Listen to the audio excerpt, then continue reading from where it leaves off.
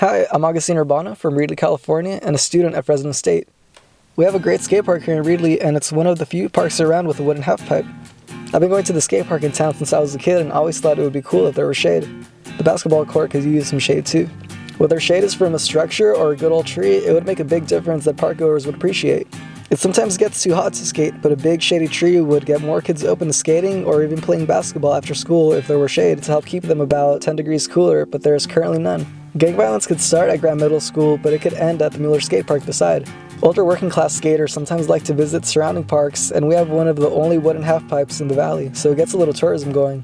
Skating in the summer mornings are cut short because it gets so hot. Modern plastics, metals, and even the ground on parks can absorb so much heat that materials can reach over 140 degrees and cause second-degree burns in 3 seconds and third-degree burns in 5 seconds, according to ABC Los Angeles news anchor Kano Whitworth and researcher Jennifer Vanos, PhD in human biometeorology.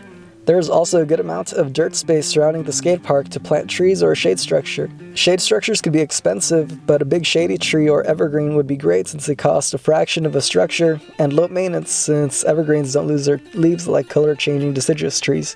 The park is in District 2, and homes in the high end of this area exceed a value of $1 million, according to Zillow. Funds spent on the parks in this area can be allocated to help cover costs of trees or a structure. Additions like this would help beautify our city, make it safer, and a welcoming place to spend time with friends here in Reedley, California.